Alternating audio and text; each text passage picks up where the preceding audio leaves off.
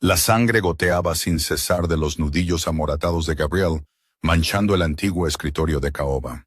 Era el arquitecto indiscutible de los bajos fondos de la ciudad, un jefe de sindicato despiadado que destruía imperios rivales antes del desayuno.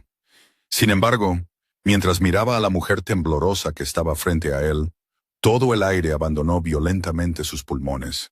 Vivian empujó el libro de contabilidad salpicado de sangre sobre la madera pulida. Su voz se quebraba, aunque sus ojos se clavaron en los de él con una resolución aterradora e inquebrantable.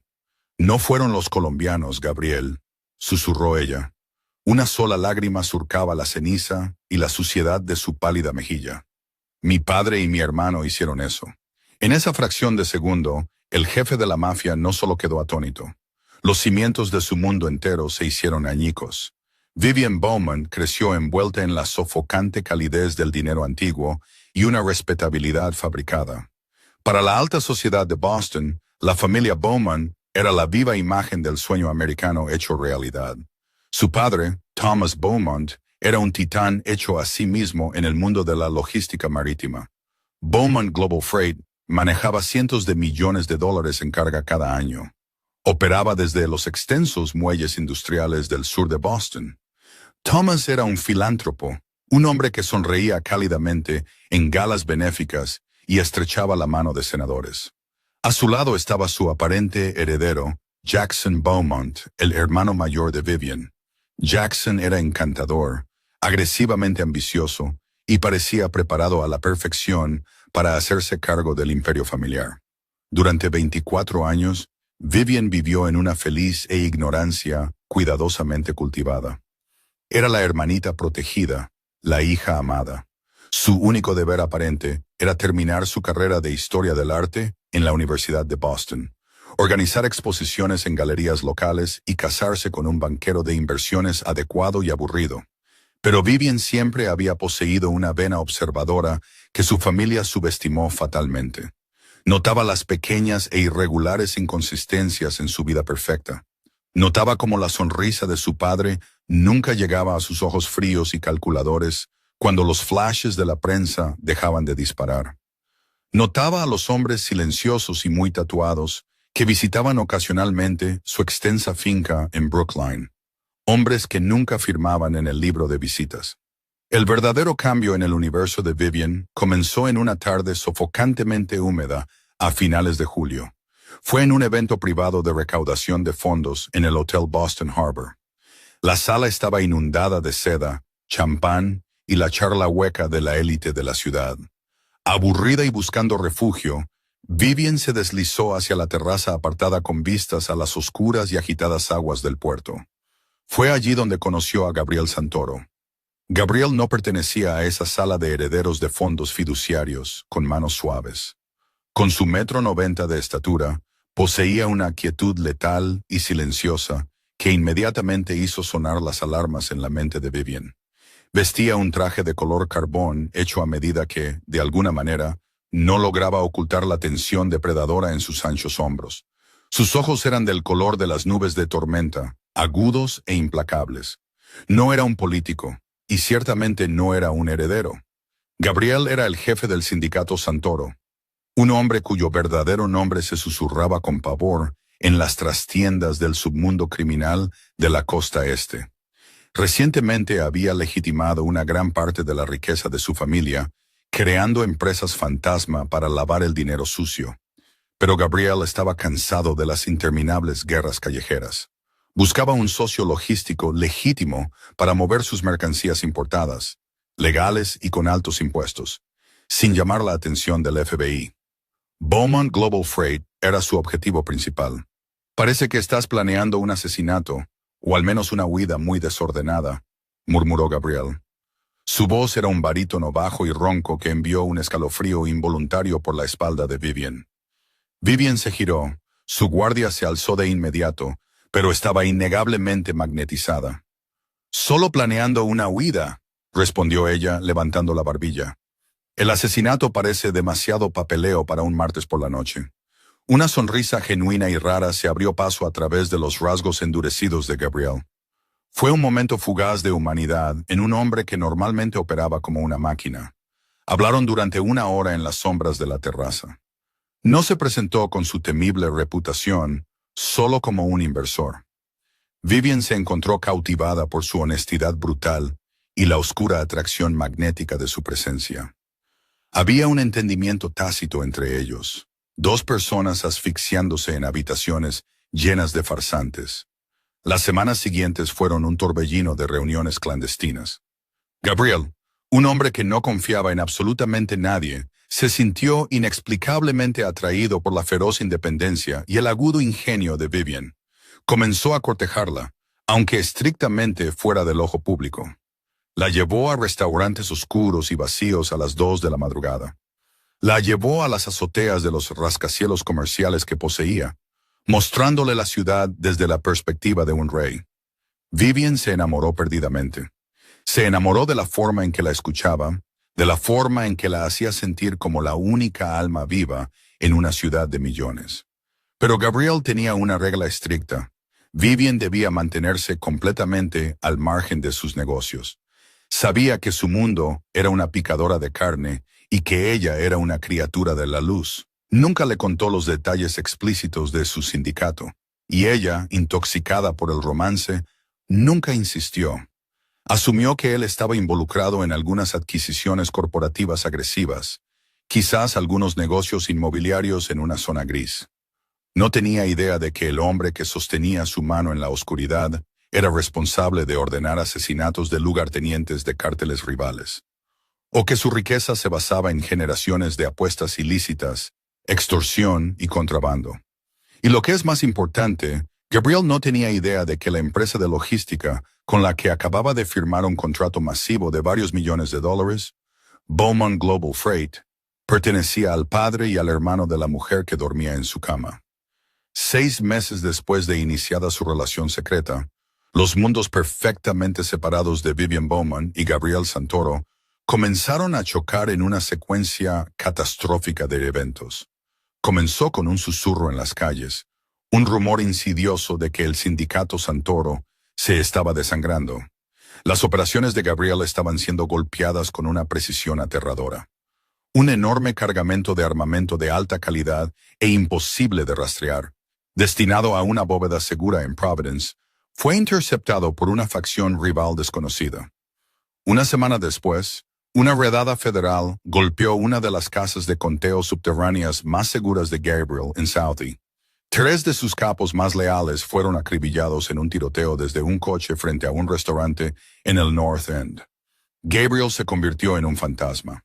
El hombre atento y oscuramente encantador del que Vivian se había enamorado fue reemplazado por un general paranoico y exhausto que luchaba una guerra en la oscuridad.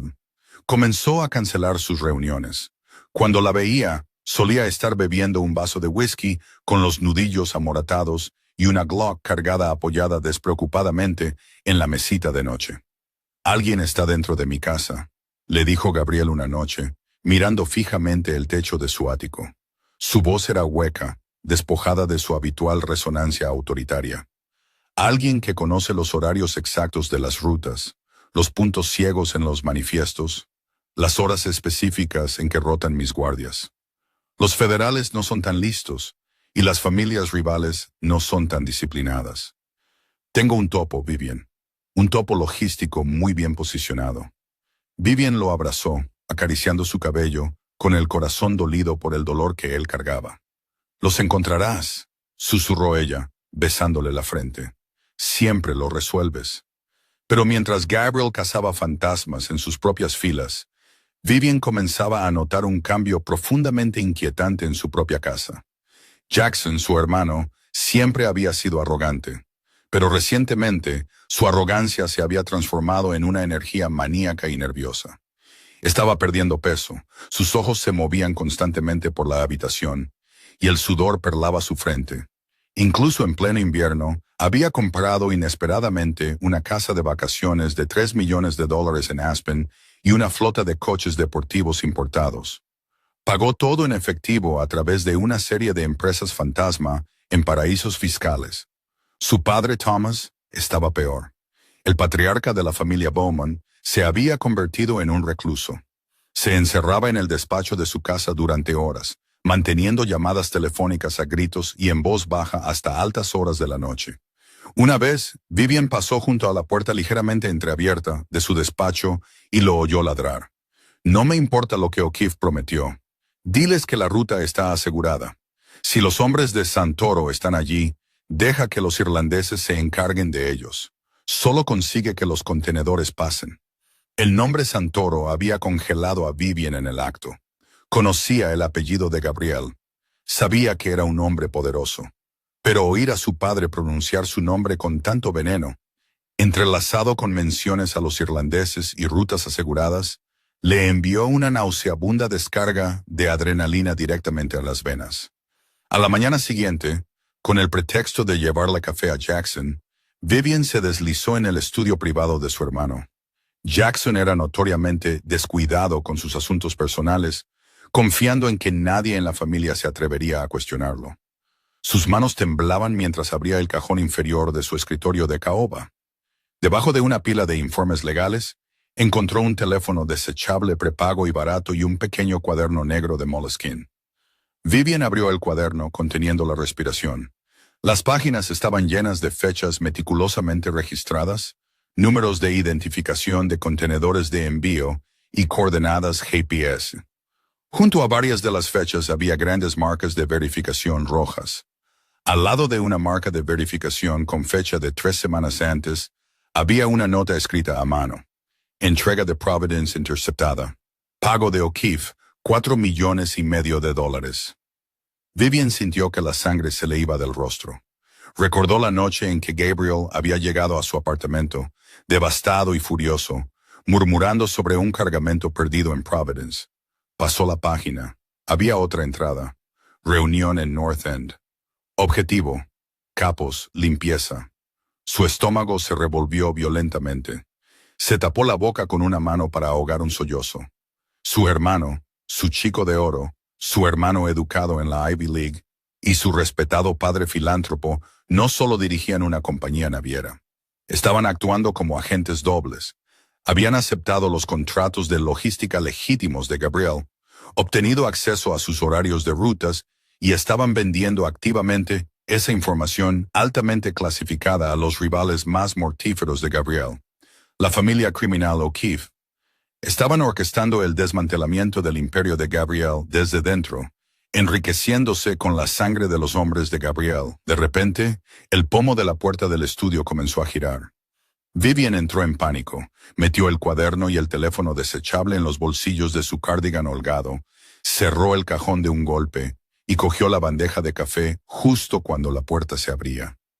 Jackson estaba en el umbral, con los ojos inyectados en sangre y la mandíbula tensa. La miró, su mirada bajó a la bandeja de café. Luego escaneó la habitación. «¿Qué haces aquí, Vivi?», preguntó, su voz engañosamente suave, con un filo peligroso y paranoico. «Solo te traía el café», mintió Vivian, forzando una sonrisa brillante e inocente, aunque su corazón martilleaba contra sus costillas como un pájaro atrapado. «Parecías agotado esta mañana». Mamá estaba preocupada. Jackson la miró fijamente durante un momento largo y angustioso. El silencio se alargó, denso y sofocante. Finalmente se hizo a un lado. «Déjalo en el escritorio y mantente fuera de mi despacho. Tengo información de clientes muy sensible aquí dentro». «Por supuesto», chilló ella, dejando la bandeja y pasando rápidamente a su lado. Mientras bajaba la gran escalera de la finca Beaumont, el peso del cuaderno negro en su bolsillo se sentía como un ladrillo de plomo. Estaba parada sobre una mina terrestre. Su padre y su hermano estaban planeando el asesinato del hombre que amaba.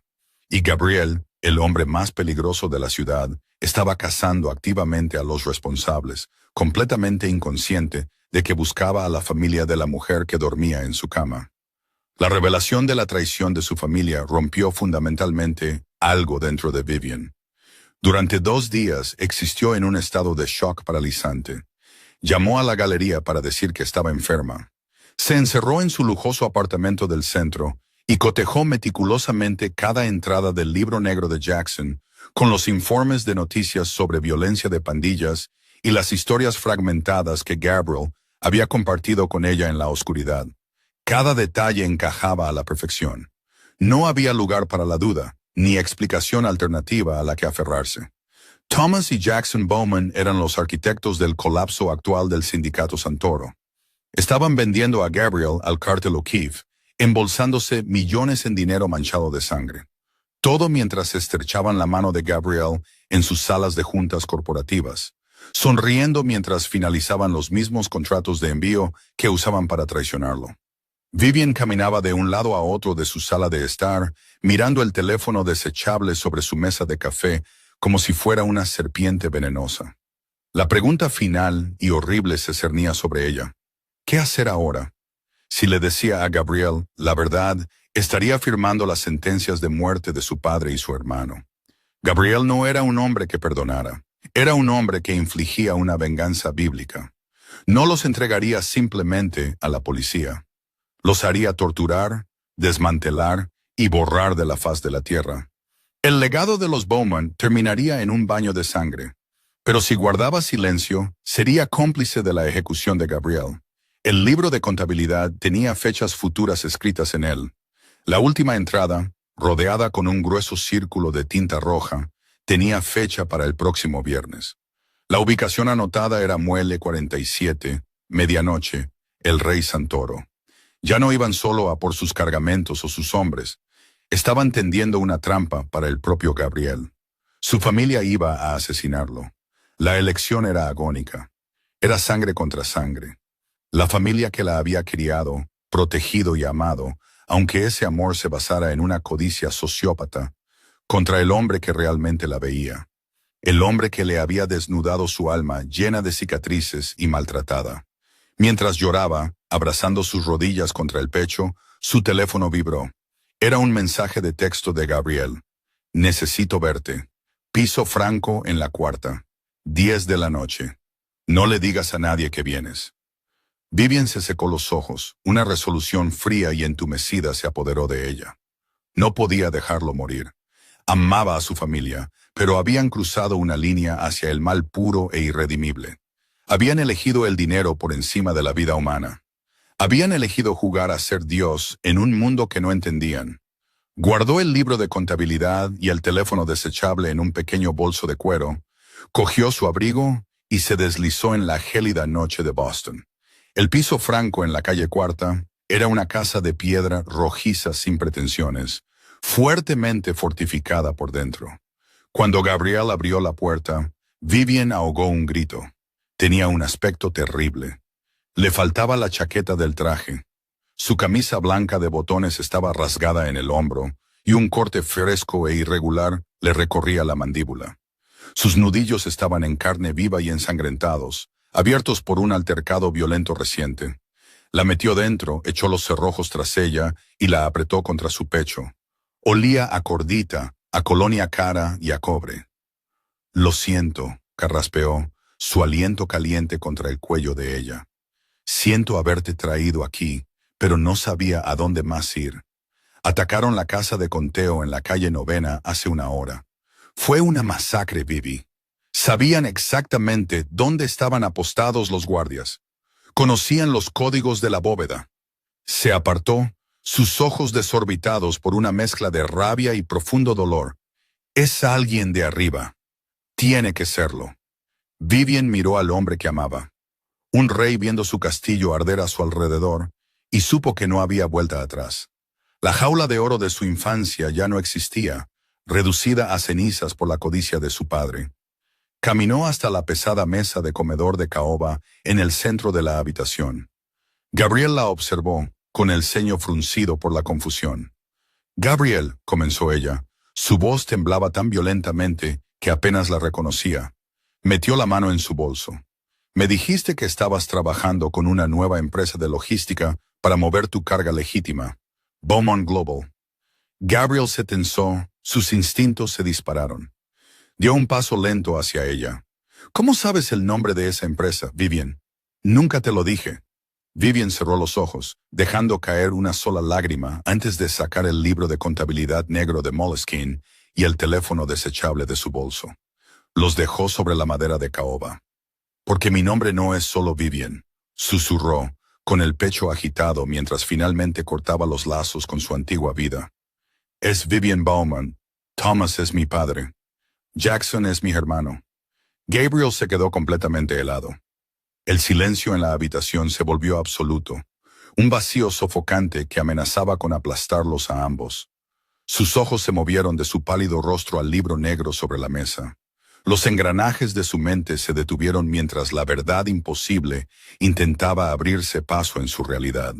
Ella empujó hacia él el libro de contabilidad, manchado con la sangre de las propias manos de Gabriel cuando las apoyó en la mesa. No fueron los colombianos, Gabriel, susurró, mirándolo directamente a los ojos, plenamente consciente de que estaba a punto de desatar una guerra que destruiría a su familia.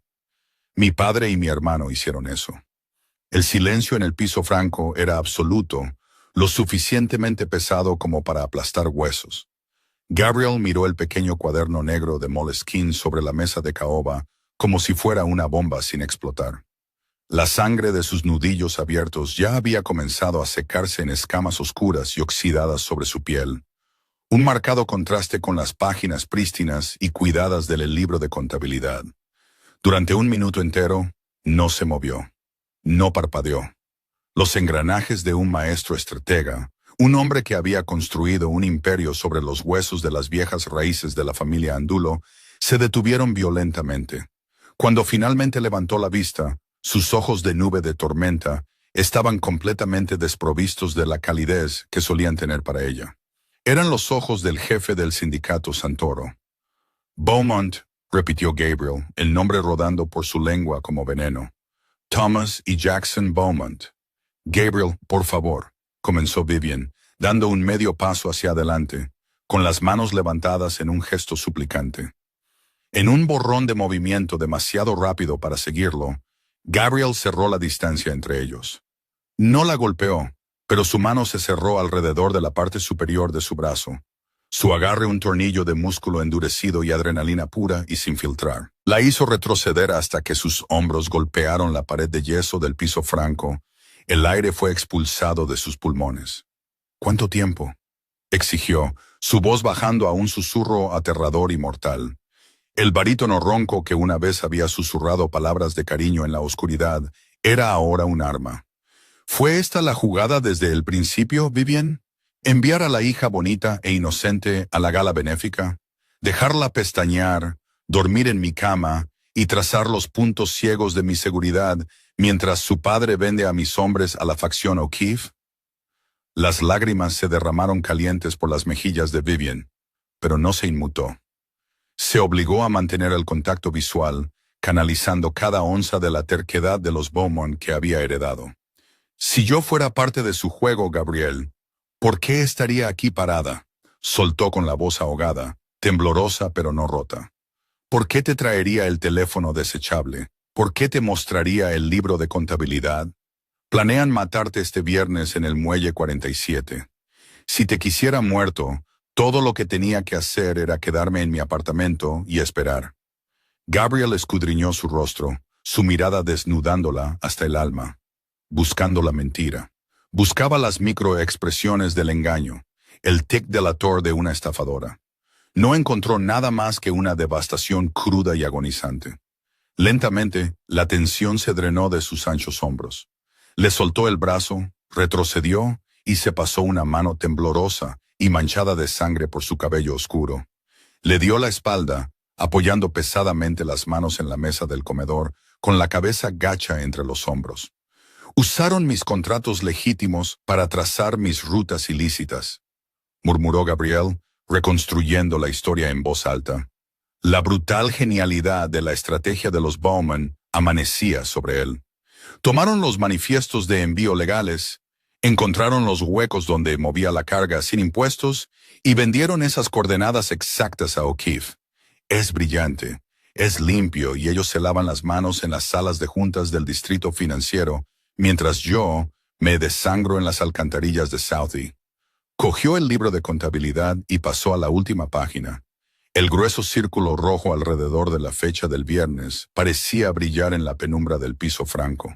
Muelle 47, medianoche. El rey Santoro. Ya no solo venden información, dijo Gabriel suavemente, la calma letal regresando a su voz. Se giró para mirar a Vivian, su expresión completamente ilegible. Están orquestando un golpe. Quieren eliminar al intermediario y quedarse con toda la red logística para ellos. Vivian se cruzó de brazos con fuerza sobre el pecho, sintiendo de repente un frío glacial. ¿Qué vas a hacer? Gabriel se acercó a una pesada caja fuerte de hierro atornillada al suelo en la esquina de la habitación. Giró el dial, abrió la pesada puerta y extrajo una elegante pistola táctica Heckler & Koch USP con silenciador. Comprobó la recámara con una eficiencia aterradoramente practicada. «Voy a hacer lo que tengo que hacer, Vivian», dijo, deslizando el arma en una pistolera de hombro que sacó de una bolsa de lona. La miró, su expresión se suavizó solo una fracción, un trágico reconocimiento de la elección que ella acababa de hacer. «Me trajiste la soga para colgar a tu propio padre. ¿Entiendes lo que sucede ahora?» «Sé quién eres, Gabriel», susurró ella, con la voz quebrada, «y sé lo que han hecho. Cruzaron la línea. Asesinaron a tus hombres, pero siguen siendo mi familia». «Ya no», afirmó Gabriel con brutal franqueza. «En este mundo, la sangre no te hace familia. La lealtad sí, y ellos acaban de vender la tuya». Se acercó a ella, deteniéndose a escasos centímetros. Extendió la mano, sus nudillos rozando suavemente su mejilla manchada de lágrimas. «Necesitas desaparecer esta noche.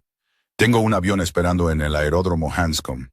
Puede llevarte a una propiedad que tengo en Suiza. Estarás a salvo.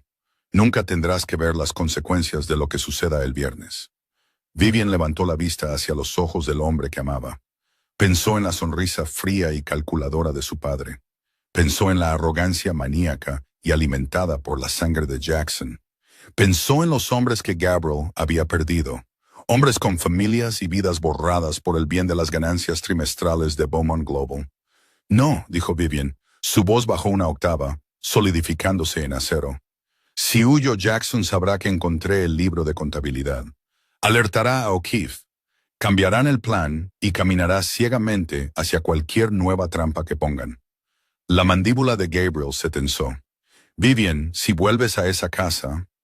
«Tengo que volver», interrumpió ella, sorprendiéndose a sí misma con la feroz determinación en su tono. «Ellos no saben que yo sé. Para ellos, sigo siendo la hermanita ingenua que planea exposiciones en galerías. Confían en mí. Si vas a desmantelar el imperio de mi familia, Gabriel, necesitas un hombre dentro. Me necesitas a mí». El regreso a la sofocante y cuidada perfección de la finca Beaumont en Brooklyn se sintió como entrar en un mundo alienígena. A la mañana siguiente, la luz del sol entraba a raudales por los enormes ventanales del comedor formal, atrapando las motas de polvo que danzaban sobre la antigua mesa de caoba. Era una imagen de serena riqueza aristocrática. Sin embargo, mientras Vivian se sentaba frente a su padre y su hermano, bebiendo su té Earl Grey, todo lo que podía oler era el hedor fantasma de sangre y cordita. Thomas Beaumont sostenía una copia del Wall Street Journal con un par de gafas de lectura en la punta de la nariz. Se veía exactamente como el respetado filántropo que la ciudad creía que era. A su lado, Jackson tecleaba frenéticamente en su teléfono, las ojeras bajo sus ojos más profundas que días atrás. La energía nerviosa y maníaca que irradiaba su hermano era palpable. «Pareces agotada, Vivi», dijo Jackson de repente, sin levantar la vista de su pantalla. La observación casual aceleró el ritmo cardíaco de Vivian a un tempo peligroso. «Solo una noche larga en la galería», mintió Vivian con suavidad, tomando un sorbo lento y deliberado de su té para ocultar el ligero temblor en sus manos. «Tenemos la inauguración de la nueva exposición contemporánea el próximo mes, y la logística es una pesadilla». La palabra logística quedó suspendida en el aire. Thomas bajó su periódico. Sus ojos agudos se dirigieron a su hija. Por un segundo aterrador, Vivian pensó que él podía ver a través de ella, pero luego una sonrisa paternal y condescendiente se dibujó en su rostro. «La logística es siempre la parte más difícil de cualquier operación, querida», dijo Thomas con suavidad, volviendo a su periódico. Hablando de eso, Jackson, ¿está finalizada la reestructuración para la adquisición del viernes? Casi, respondió Jackson, con la voz tensa. Los contratistas están en su lugar. Solo necesitamos finalizar los protocolos de comunicación. Me encargo de eso esta tarde. Protocolos de comunicación. La mente de Vivian corrió. Gabriel le había dicho explícitamente lo que necesitaba antes de que ella dejara el piso franco. Si están coordinando un golpe con el sindicato O'Keefe en el Muelle 47, no están usando teléfonos móviles. Usarán radios de onda corta encriptadas o un enlace satelital localizado. Necesito esa frecuencia, Vivian. Sin ella, mis hombres vuelan a ciegas hacia un fuego cruzado. Bueno, asegúrate de que esté hecho, ordenó Thomas con frialdad. No hay margen de error en esta. Es una liquidación total. Un escalofrío recorrió la espalda de Vivian. Liquidación total. Estaban discutiendo abiertamente el asesinato de Gabriel mientras comían huevos orgánicos y zumo de naranja recién exprimido. Más tarde esa tarde, se presentó la oportunidad. Thomas se había ido a un almuerzo en el Harvard Club y Jackson estaba en el gimnasio privado de la finca, desahogando su agresión maníaca en un saco de boxeo.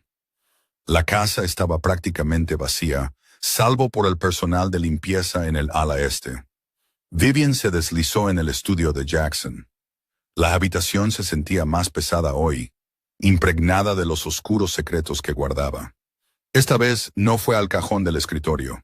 Gabriel le había advertido que Jackson probablemente habría movido el libro de contabilidad después de su casi interrupción. En cambio, se dirigió al pesado archivador ignífugo de la esquina. Estaba cerrado, pero Vivian conocía los hábitos perezosos de su hermano. Metió la mano bajo el borde de la alfombra persa cercana y sacó la llave del latón de repuesto que siempre mantenía escondida allí. Abrió el archivador. Dentro había filas de carpetas perfectamente organizadas que detallaban las operaciones legítimas de Beaumont Global. Pero escondido en la parte de atrás, detrás de un grueso archivo etiquetado como Pasivos Fiscales 2024, había un elegante sobre negro a prueba de manipulaciones. Sus manos temblaron al sacarlo. No estaba sellado. Dentro había una sola hoja de cartulina gruesa.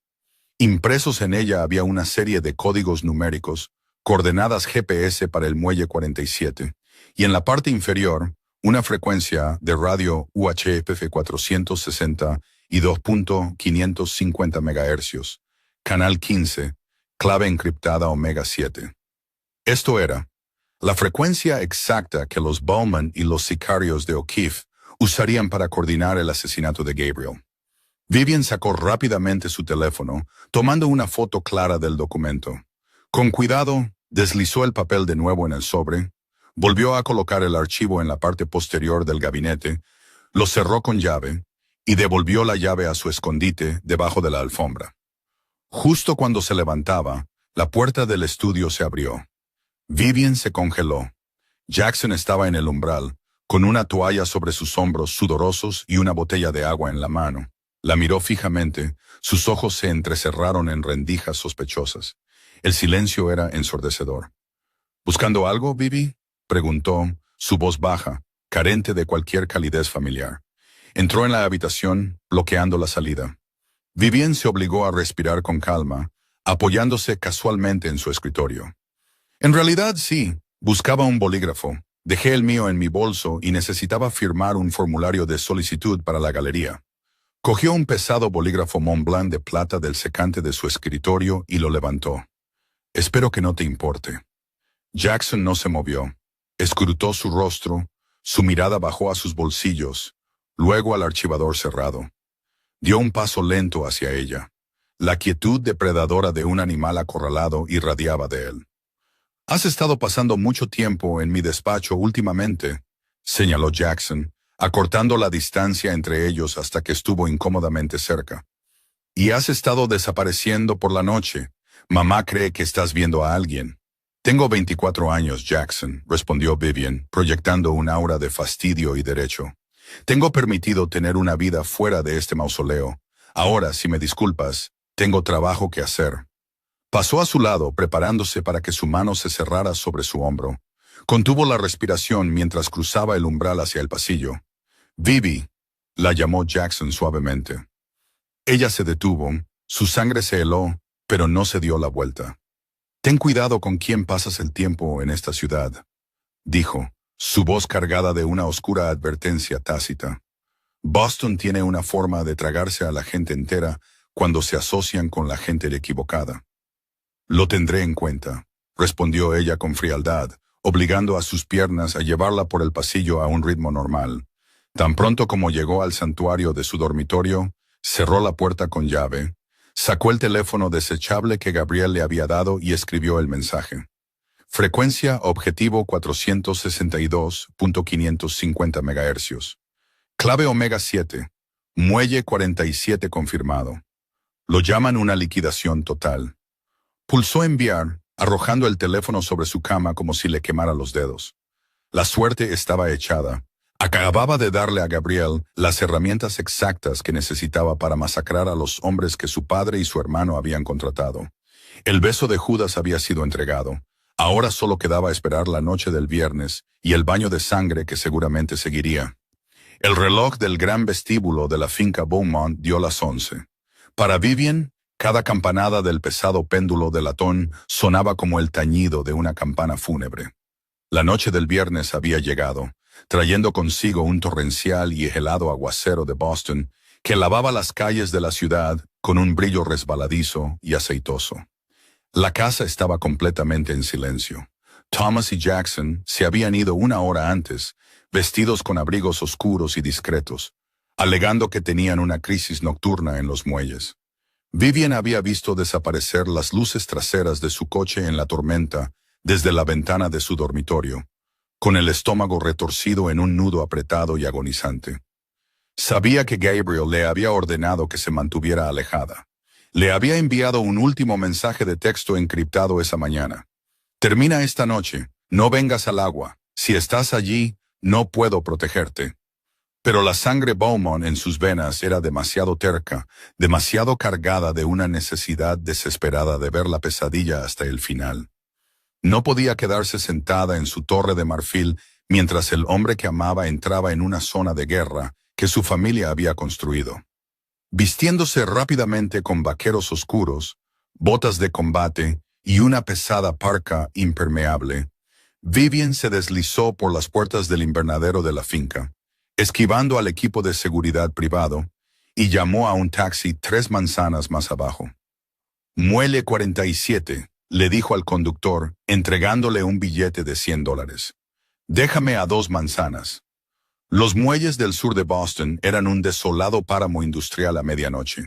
Grúas imponentes se cernían en la niebla, como gigantes esqueléticos, y el olor a agua salada, óxido y diésel flotaba pesado en el aire helado.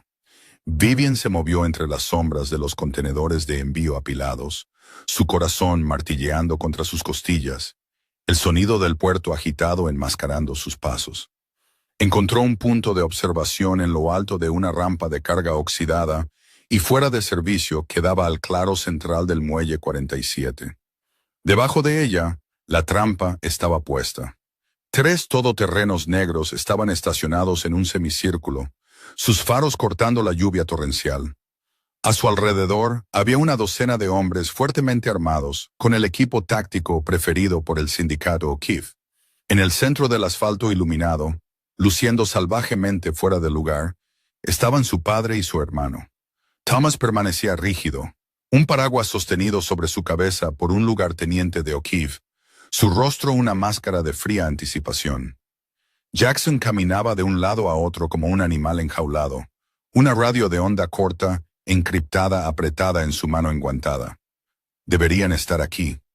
La voz de Jackson llegó, llevada por una repentina ráfaga de viento. Levantó la radio. «Base Cóndor, aquí Omega 7, ¿tenemos visual del convoy de Santoro?» La estática siseó desde el altavoz. «Repito, ¿tenemos visual del objetivo?», exigió Jackson, su voz quebrándose ligeramente. La estática se rompió, reemplazada por un barítono bajo y ronco que hizo que Vivian contuviera la respiración. No era la voz de un explorador de O'Keefe. Visual confirmada, Jackson. La voz de Gabriel ronroneó a través del canal encriptado, resonando misteriosamente por el muelle vacío. Pero estás mirando en la dirección equivocada. El caos total estalló en una fracción de segundo. Los reflectores de halógeno de alta intensidad que bordeaban las cimas de las enormes grúas del astillero, luces que el propio Jackson había ordenado apagar para la emboscada, de repente se encendieron, cegando a los hombres de O'Keefe con un resplandor blanco, brillante y abrasador. Antes de que los mercenarios pudieran siquiera levantar sus armas, las sombras mismas parecieron desprenderse violentamente de los contenedores de envío. Gabriel no solo había interceptado sus comunicaciones, había llegado horas antes, posicionando silenciosamente a su propio equipo de ataque de élite directamente detrás del perímetro de O'Keefe. Los chasquidos staccato de disparos con silenciador rasgaron la lluvia. No fue un tiroteo, fue una ejecución clínica y aterradoramente precisa de una contraemboscada. Los hombres de O'Keefe cayeron uno por uno, su superioridad táctica completamente desmantelada por la misma inteligencia que Vivian había robado del estudio de su hermano. Los hombres de Gabriel se movieron con la letalidad sincronizada de una manada de lobos, desarmando y neutralizando la amenaza en menos de 60 segundos. Vivian observó, paralizada por el shock y el asombro, mientras los disparos cesaban, dejando solo el sonido de la lluvia golpeando el asfalto y los gemidos de los heridos. El círculo de luz ahora solo contenía 3 figuras de pie. El lugarteniente de O'Keefe, que sostenía el paraguas, había huido. Thomas Beaumont estaba congelado, su compostura aristocrática completamente destrozada, sus ojos abiertos con un terror crudo e inusual. Jackson había dejado caer la radio. Sus manos temblaban violentamente en el aire, mientras 4 miras láser pintaban su pecho. De la oscuridad absoluta entre 2 imponentes contenedores de carga, emergió Gabriel Santoro. No llevaba un traje a medida esta noche. Vestía de negro táctico, un chaleco balístico atado a su pecho y un rifle de asalto colgando holgadamente de una correa. Parecía el dios del inframundo encarnado, sus ojos de nube de tormenta clavados en los hombres que habían intentado cavar su tumba. «Buenas noches, Thomas», dijo Gabriel, su voz cortando fácilmente la tormenta. Amartilló la corredera de su arma de mano, el chasquido metálico resonando como el martillo de un juez. «Creo que tenemos una renegociación que discutir sobre nuestra asociación logística». La lluvia comenzó a convertirse en un aguanieve helado.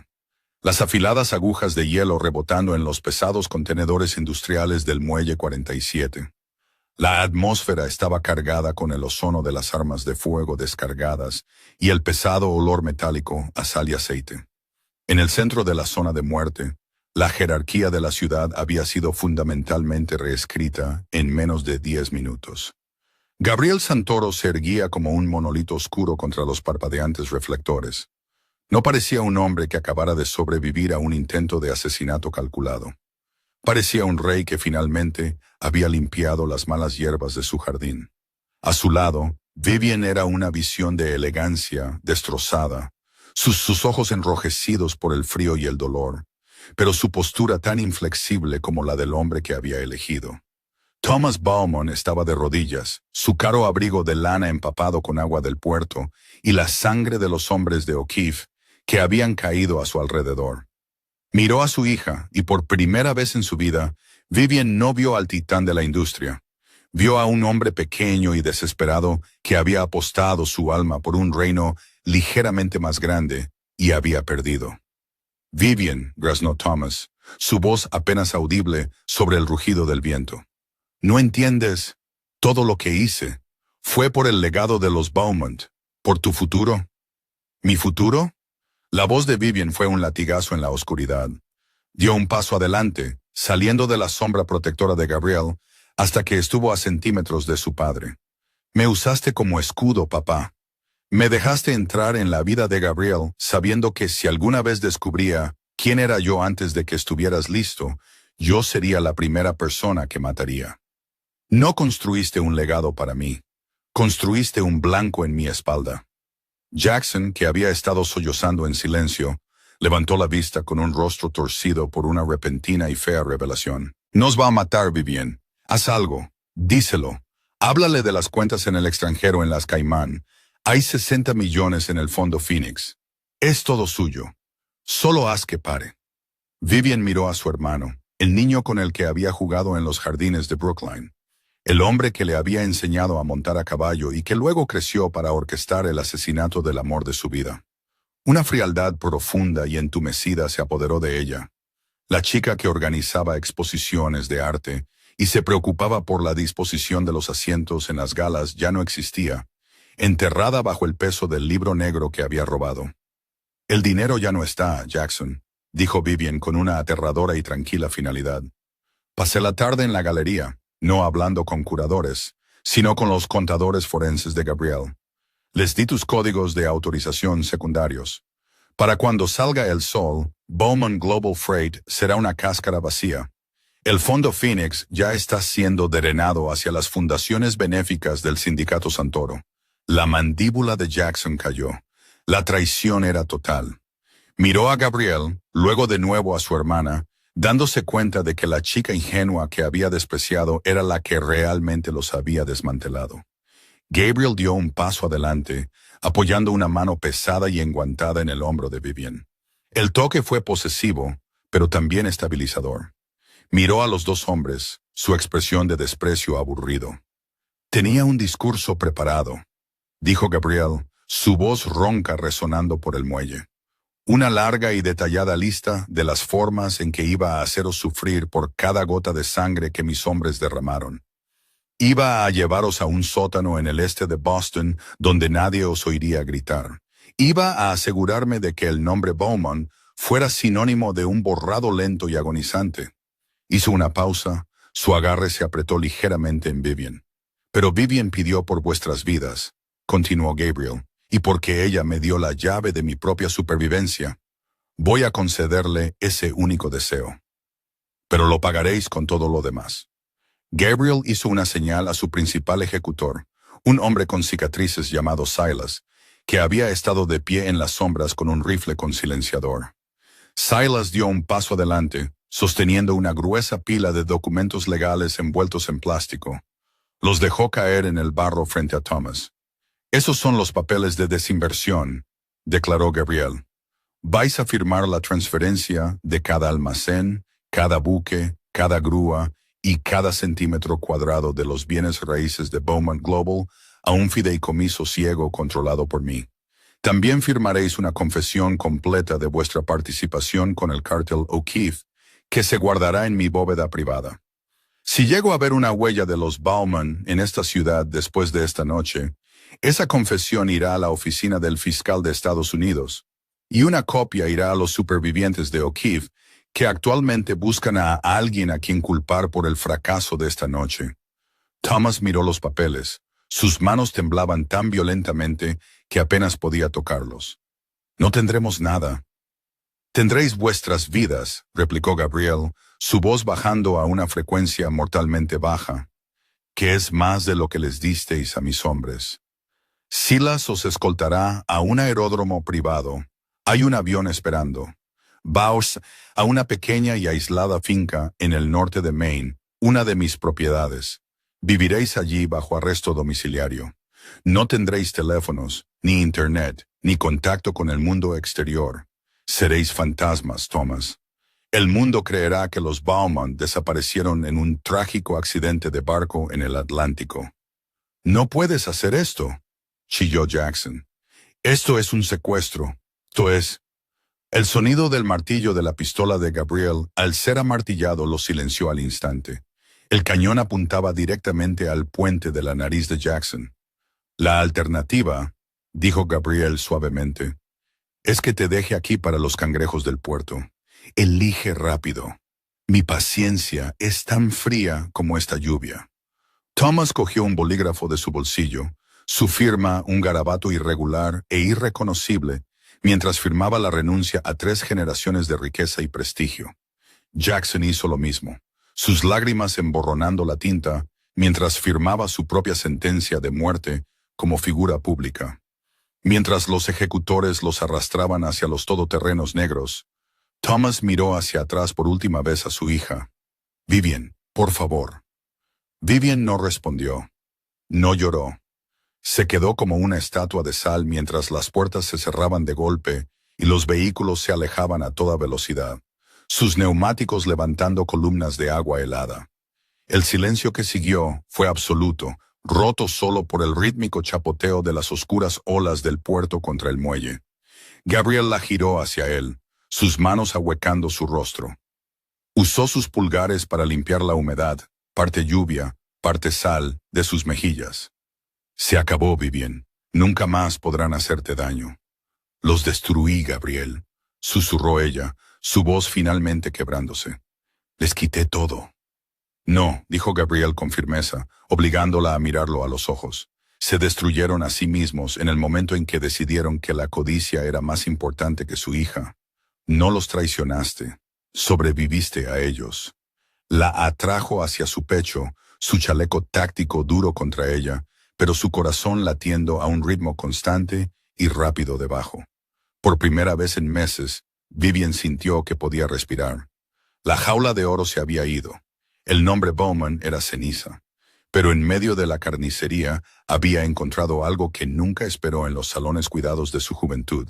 Una verdad por la que valía la pena luchar. Durante los siguientes meses, la ciudad de Boston observó en shock cómo el imperio Bowman se derrumbaba de la noche a la mañana.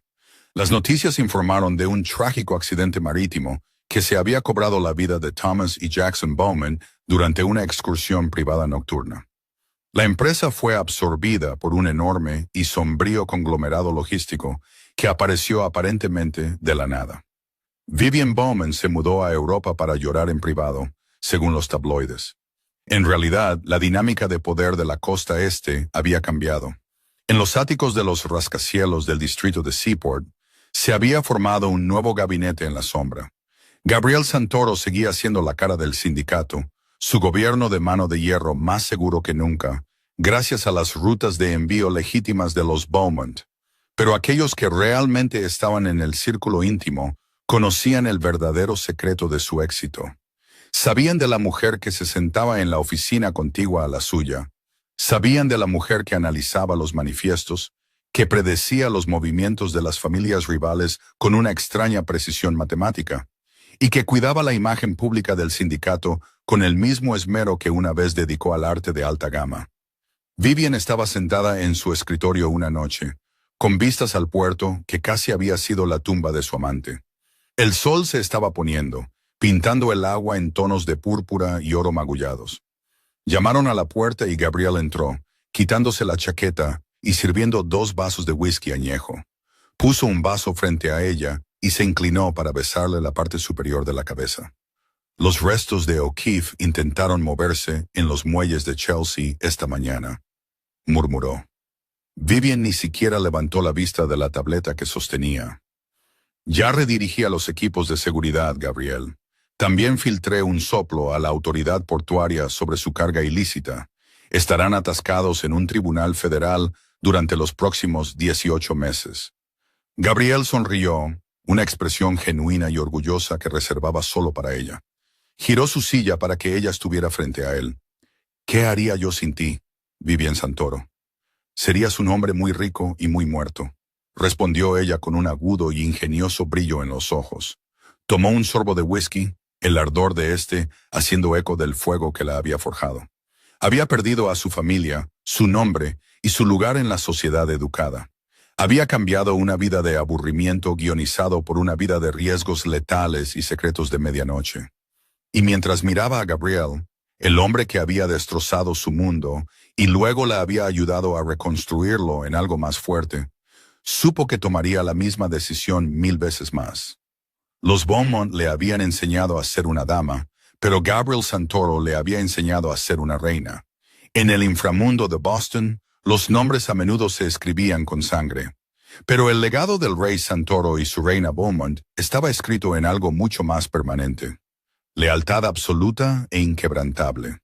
La saga de mi padre y mi hermano hicieron eso. Concluye no con una simple resolución romántica, sino con una profunda transformación de carácter y poder. El viaje de Vivian Bowman, de una socialité protegida al corazón estratégico de un imperio criminal, sirve como un crudo recordatorio de que la verdadera fuerza a menudo se encuentra en los escombros de la propia vida anterior. Al elegir a Gabrielle por encima de su linaje traicionero, no solo salvó a un hombre, sino que se apoderó de un trono. La historia subraya la cruda realidad del género de la mafia, que el amor en las sombras no trata de caballos blancos y cuentos de hadas, sino de quién estará a tu lado cuando se enciendan los focos y se saquen las armas. Al final, el vínculo de Vivian y Gabrielle se forja en el crisol definitivo de la traición, demostrando que aunque la sangre puede ser más espesa que el agua, es la lealtad lo que define un imperio.